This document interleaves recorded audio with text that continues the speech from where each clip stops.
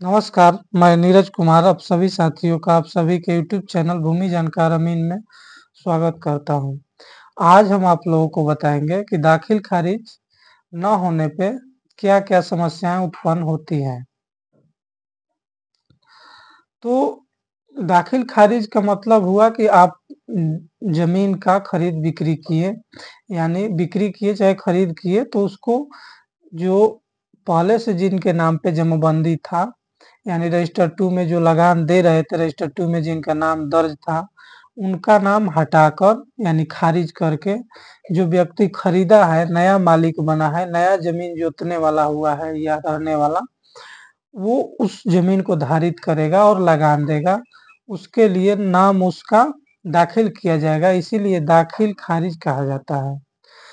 सभी लोग जानते हैं कि ज़मीन रजिस्ट्री हो गया तो हम पूर्ण रूप से मालिक हो गए, नहीं ऐसा नहीं है।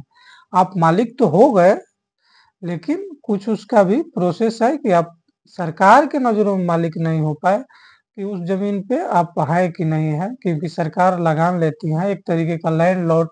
अब आप सभी जान रहे हैं कि ज़मींदारी उन्मूलन के बाद ज़मींदार सरकार हो गई है, उसके अलावा कोई नहीं। तो सरकार जब ज़मींदार सरकारी लगान वो ले रही है, तो वो एक रजिस्टर है उसके पास जिसे रजिस्टर 2 कहते हैं, उसी के आधार पे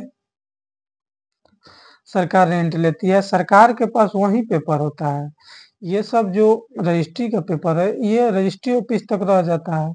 सरकार के विभागीय जाँच में ये सब नहीं है और ना किसी प्रकार का आप सरकारी लाभ ले पाएँगे बिना रसीद के, लगान रसीद के।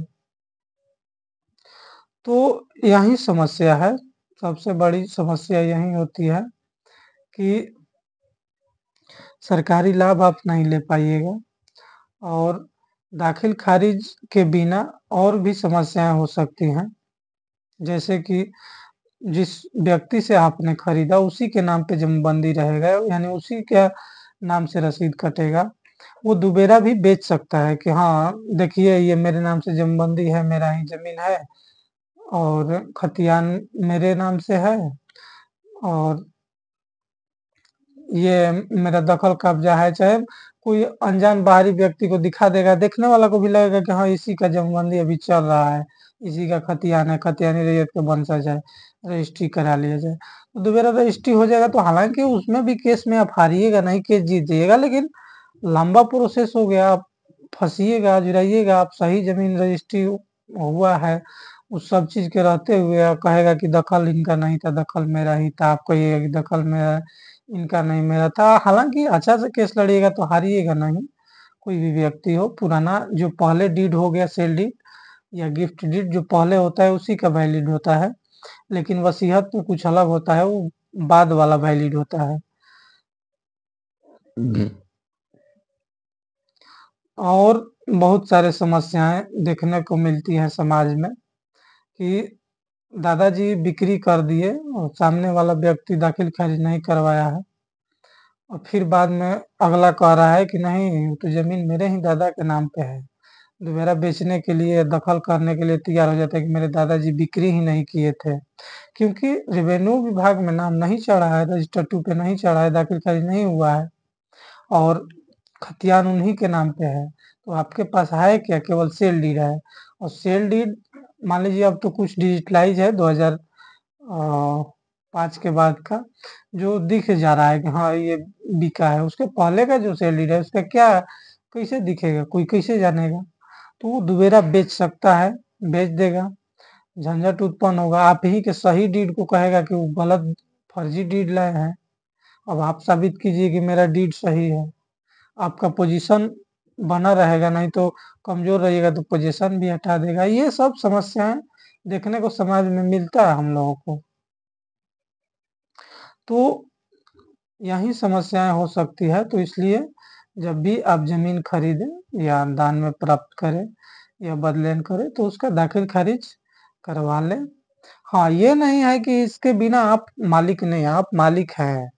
जिस दिन आपके नाम पे रजिस्ट्री हो गया, जो सही व्यक्ति से हुआ है, जो खतियानी रैयत से या खतियानी रैयत के वंशज से जिनका टाइटल था, उस पे पोज़ेशन था, उस व्यक्ति से आप अगर रजिस्ट्री करवाए हैं तो आपका स्वामित्व यानी टाइटल हमेशा रहेगा।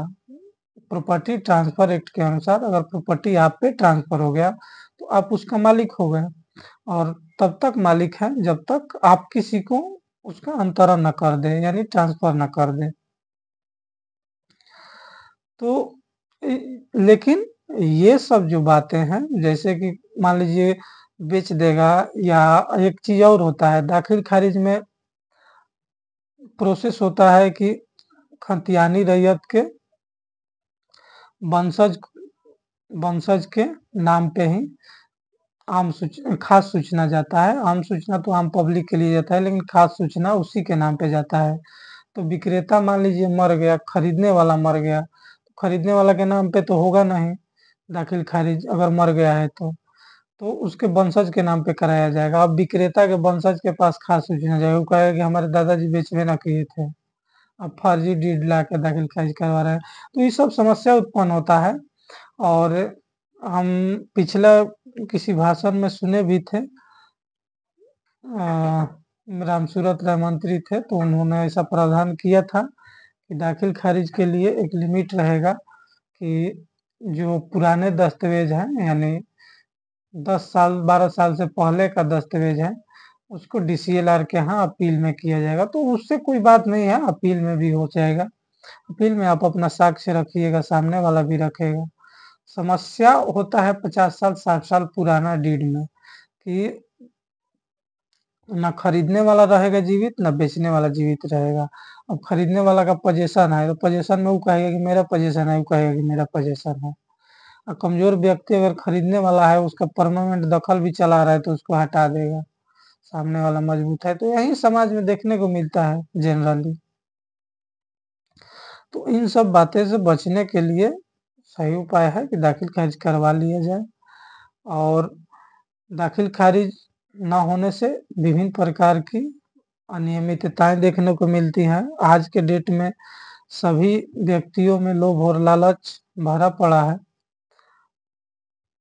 और जमीन के काफी कीमत बढ़ते जा रही है क्योंकि सीमित एरिया में जमीन है और जनसंख्या अथाह बढ़ते जा रहा है, जिससे प्रति व्यक्ति के कुल एरिया में जमीन का कमी होते जा रहा है, दिन ब दिन छोटा छोटा टुकड़े होते जा रहे हैं। इस वजह से लोगों में बहुत सारे लालच भरे पड़े हैं और बढ़ रहे हैं। बिहार में ऐसा स्टेट में हम लोग हैं कि 80% केस डायरेक्ट और इनडायरेक्ट मिलाकर केवल प्रॉपर्टी से ही होता है। 40% के लगभग केसेस जो हैं केवल प्रॉपर्टी से डायरेक्ट होती है, 40 प्लस, और 80 के अप्रोक्स इनडायरेक्ट और डायरेक्ट मिला के प्रॉपर्टी संबंधित जमीन संबंधित ही होती हैं। तो काफी स्ट्रिक्ट मामला है, तो आप सभी जागरूक रहेंगे इस सब के बारे में। समस्या यही सब उत्पन्न होती हैं। आप लोन वगैरह नहीं ले सकते हैं, किसानी लाभ नहीं ले सकते हैं, सामने वाला बेच सकता है, 3-4 पॉइंट है। और उसी के नाम पे जमीनबंदी रहेगा तो उसका लड़का दखल कर सकता है, कहेगा कि फर्जी डीड है इनका और मेरा ही दखल शुरू से आ रहा है। तो यही सब चीज उत्पन्न होती हैं और फिर दाखिल खारिज में भी दिक्कत हो सकता है। तो तय समय के अनुसार 2011 के जो एक्ट बना हुआ है मोटेशन एक्ट, उसमें 90 दिन निर्धारित किया गया है कि 90 दिन के अंदर आपको मोटेशन के लिए आवेदन कर देना है। हालांकि उसके बाद अगर ज्यादा दिन बाद कर रहे हैं तो उसमें एक क्षमा का फॉर्म है, उसको भर के और कारण देना है कि क्यों आप नहीं जमा कर पाए। बहुत सारे कारण दे सकते हैं कि हम यहाँ नहीं थे, चाहे बीमार थे, चाहे अशिक्षित के कारण हम इस नियम को नहीं जानते थे कि इतना ही दिन में होगा। तो वो चला जाएगा, वो माफ कर देंगे अंचल अधिकारी जो लेट हुआ है या डिले हुआ है। तो यही सब समस्याएं उत्पन्न हो सकती हैं।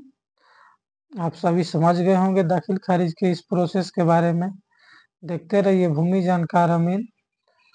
जय हिंद, जय भारत।